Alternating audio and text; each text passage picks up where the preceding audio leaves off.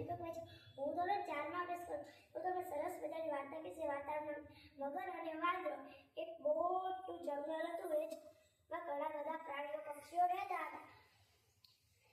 અને એમાં મગર અને વાંદરો પણ રહેતો હતો એક મોટું જાંબુનું ઝાડ હતું એ જાંબુના ઝાડ પર એક વાંદરાભાઈ રહેતા હતા વાંદરાને જ્યારે ભૂખ લાગે ત્યારે ઝાડ પરથી જાંબુ ખાતો અને એને થોડીક નદી સાથે તળાવ આવતું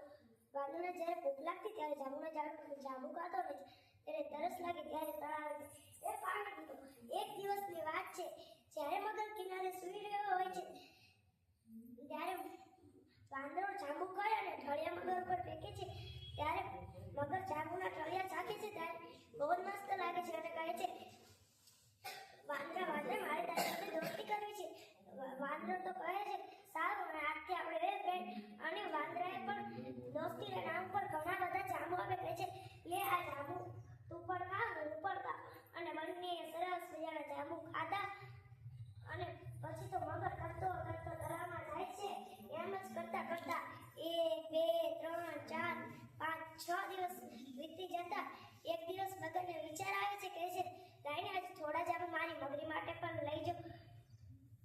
બીજા દિવસે તો જાય છે તરતો અને વાંદરા કહે છે વાંદરા મને તો શું આજે થોડા સાચા જાંબુ આપે મારી મગરી માટે પણ લઈ જવા છે જે સારું આજે થોડા જાંબુ આપે અને એને તો ઘણા બધા જાંબુ ખેરવી અને આપ્યા મને લે આનો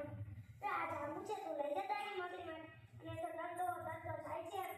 મગરી લે છે લે મગરી આ જાંબુ તું બેઠી ખા અને મગરીએ પણ સરસ મજાના જાંબુ બેઠા ખાતા જાંબુ ખાતા મગરીના મનમાં એક વિચાર આવે છે જે આ જાંબુ આટલા મસ્ત છે તો રોજે જાંબુ ખાને પાંદડાનું કાજુ કેટલું મસ્ત અને એ તો મગરને કહે છે મગર મારે વાંદરાનું કાજુ ખાવું છે કહે છે શું એ મારો મિત્ર છે એની સાથે હું આવું નહીં કરું ગમે તે કરો મારે તો વાંદરાનું કાજુ ખાવું અને કહે છે સારું અને બીજા દિવસે સવાર પડતા તો કરતો વાંદરાને કહે છે વાંદરા તારા જાંબુ મારી મગરીને ખૂબ જ ભાવ્યા છે મગરીએ તને ભોજન કરવા માટે મારા ઘેર બોલાવજો કહે છે સારું પણ વાંદરો બોલે છે મને તરતા નથી આવડતું એટલા માટે તું મને શું તારી પીઠ પર બેસાડી અને મગર પણ કહે છે સારું અને તરતા બરોબર વચ્ચે પગે છે તળાવની ત્યારે મગર કહે છે હું તમને વાંદરાભાઈ સાચી વાત કહું કહે બોલો ને કહે છે તમને મારા ઘરે ભોજન કરવા નહીં પણ મારી મગરીને તમારું કાજુ ખાવું હતું એટલા માટે તમને હું મારા ઘેર લઈ જાઉં છું તો શું તમારે કહેલા કહેવાય ને મેં તમારું કાજુ કાલ જ ધોઈને ઝાડ ઉપર સુકવ્યું છે એ ચાલો પાછા જઈએ અને બંને તરતા જાય છે